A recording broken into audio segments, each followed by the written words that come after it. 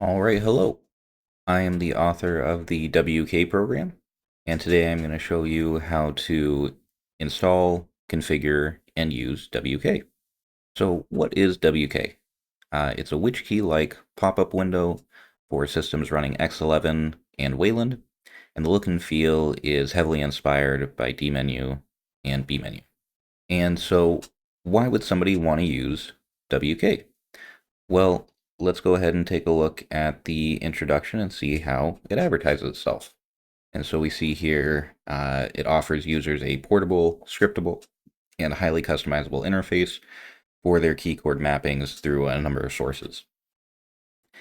And so that really is the main driver for why I built and am putting this out here, is because there's not really a lot of alternatives for first off key chords in general. For users, most of the options are going to be native to your compositor on Wayland or your window manager, on X11, and the syntax is hit or miss, in my opinion. And none of them are going to provide you with a pop-up window with a description or be at all similar to which key in that sense. Even alternatives like SXHKD, they aren't going to offer that, and then they're only portable again on X11. So highly portable. The scriptable element I'll get into in another video, but for the most part, it's just valuable for somebody who wants to maintain a workflow across different systems. That's where I see this being very valuable. And so let's go ahead and get done with that first step, setting up and installing WK.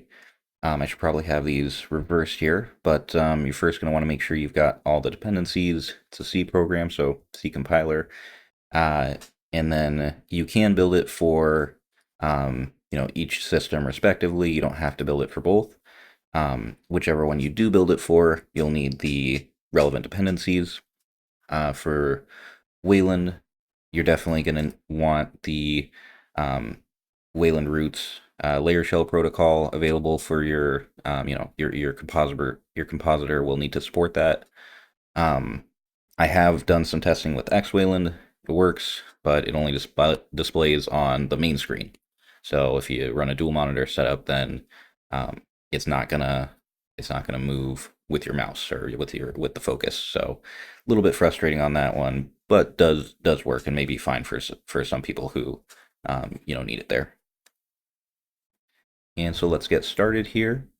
We're just gonna go ahead and do a git clone.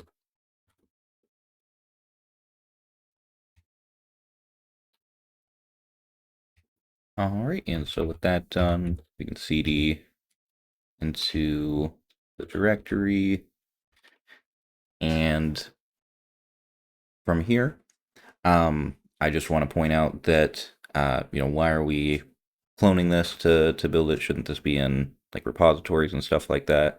I'm working on it, but it's also like I said, inspired by dmenu. So this is really a program that is supposed to be yours.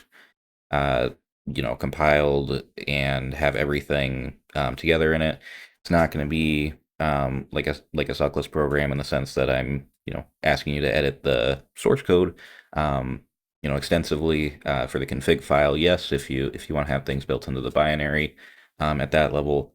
But for the keywords, no, you won't need to write any C code for that.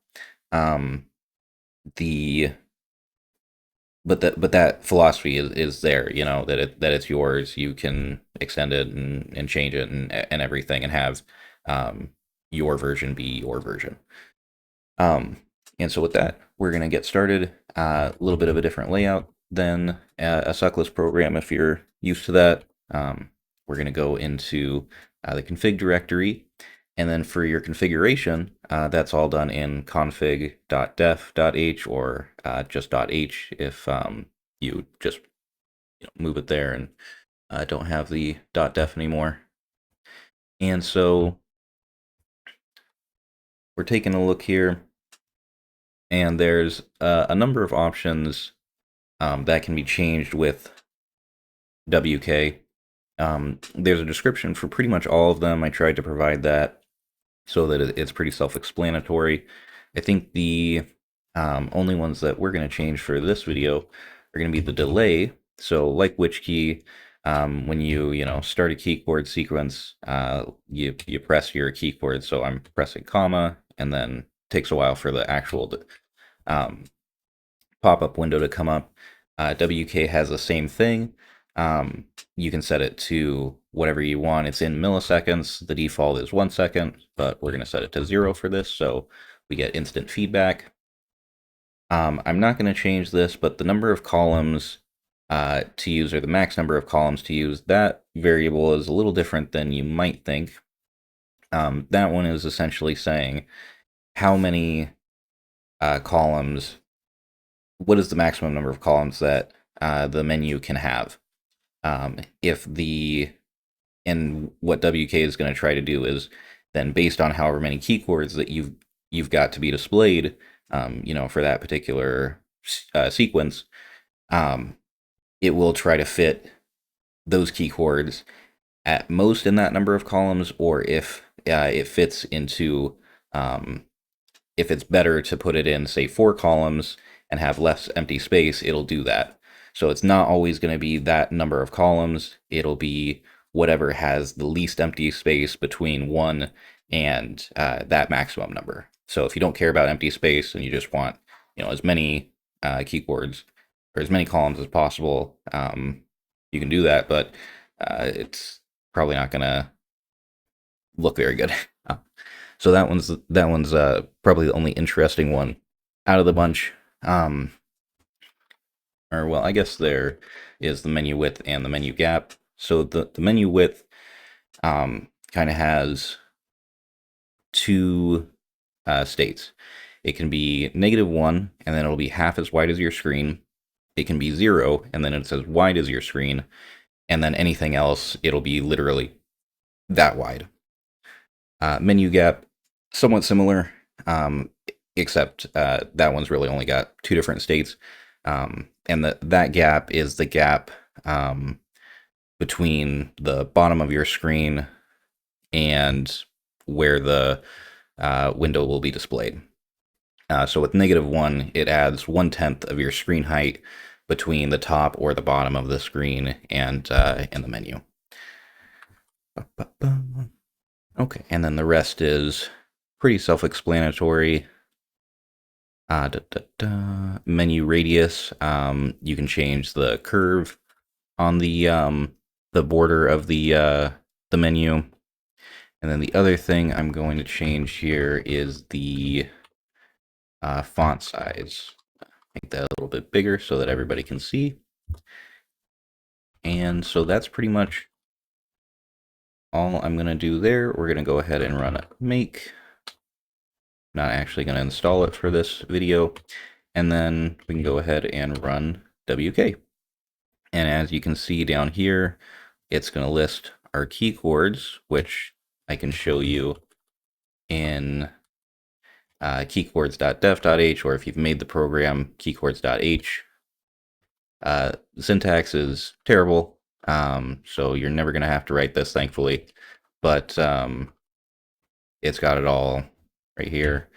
This is built off of the example, basic example, I believe. No, what is it?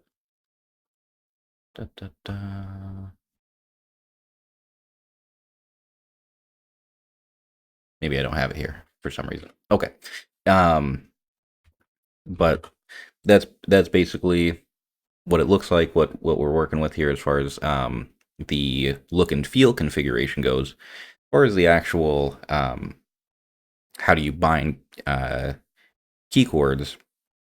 Well, we're going to do that through a special file type called WKS file, which key source file. And if we go back to the GitHub, we can see down the page, it's also got the help menu and everything here, WKS files. So they're which key source, WKS files, and it goes into the syntax here. It's got pretty much everything. We're not going to cover everything in this video, just the basics. Um, One aspect is the comments, our typical pound character to comment out a line. I'll mention some notable elements about that down the road, but let's go ahead and actually write a WKS file. So we're going to go ahead and say um, my WKS. And so with comments, we can see here, this is a comment. And so what would you actually, want to bind as a key chord? Well, probably you're going to want to bind something to do with opening things. And maybe that's nice and simple, like a terminal. And so my leader key is always comma. That's what I prefer. I know a lot of people do space, but we're going to go ahead and do comma for me and opening up a terminal. Um, ST. I think that should do it. And so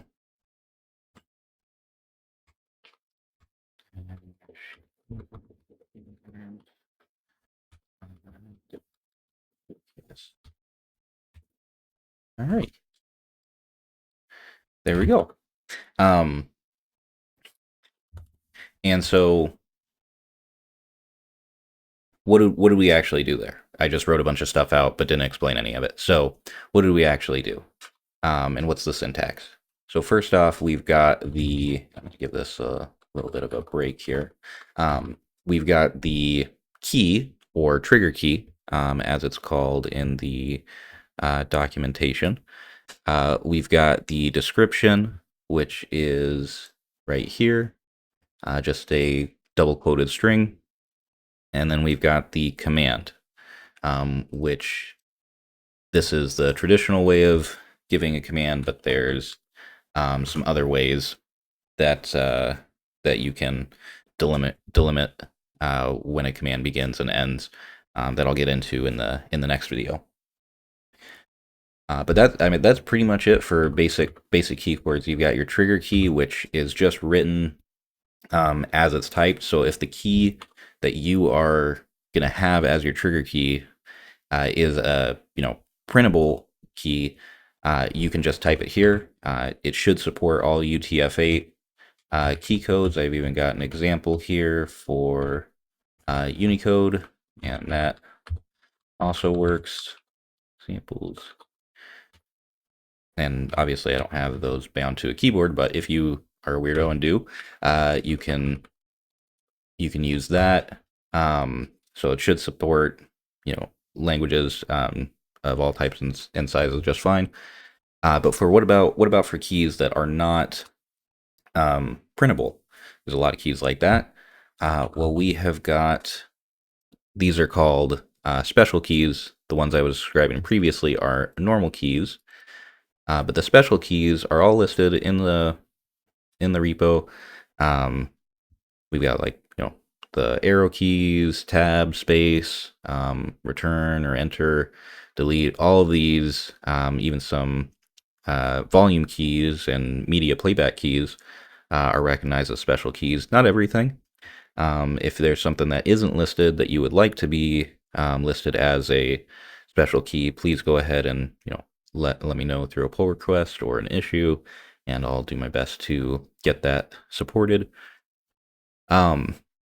One thing to note about the normal keys is there are some keys that are a part of the WKS syntax that do need to be escaped, and any of those are just escaped with a backslash. They're all listed right here, and you can actually escape any character, and it'll be just fine. Nobody's going to get mad at you. So, see, still works just fine. Escaping just means that WK will read the very next UTF-8 key code as a trigger key instead of WKS syntax. So you're free to use that when in doubt. Nobody's gonna get mad. And so that's just a basic example of a key chord. What about for nested key chords, or ones that actually have more than just a couple of or one sequence? And so you might want to do that for like opening something. So opener, and let's just say browser. How can I spell browser? There we go.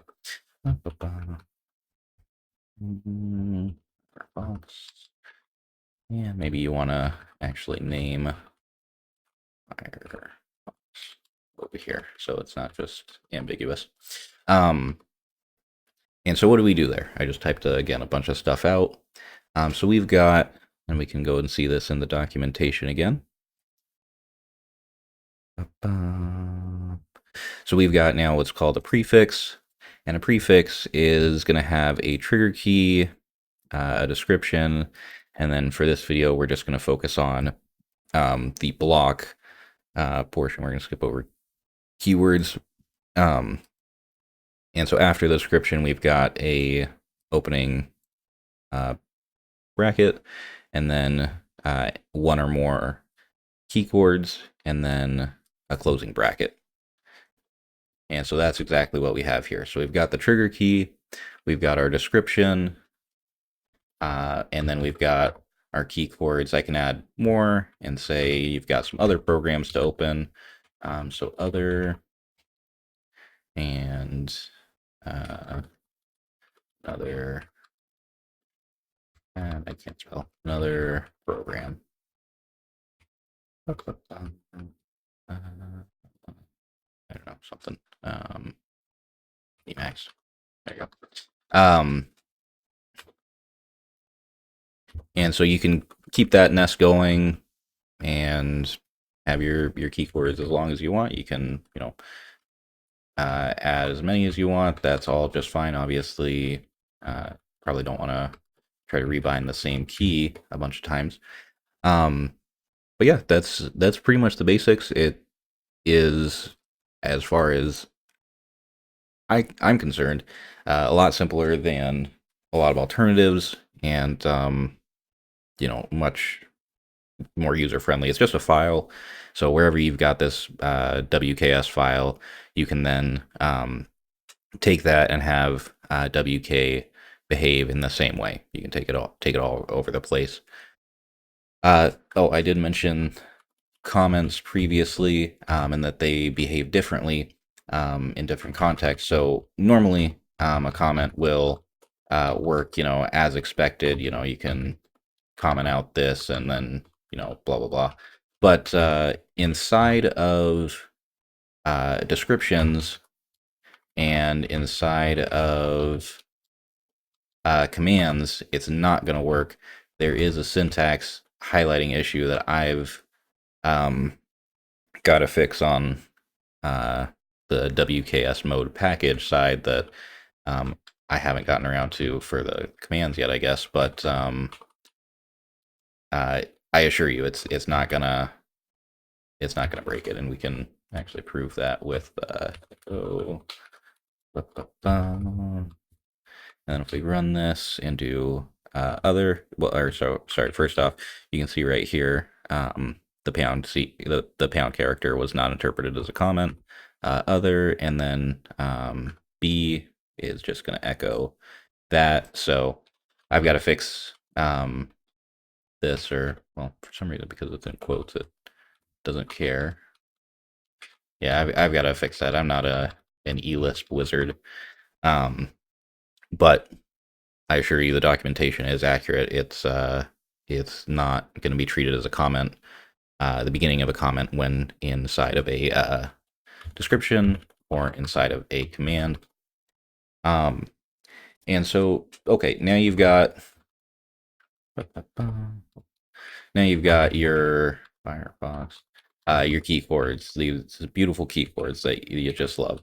Um, and you want to actually build these into the binary so you don't have to give wk dash dash key chords my wks, every time you run wk. So what you can do is actually do wk transpile my wks, and by default this is just going to print a properly formatted keychords.h file to standard out.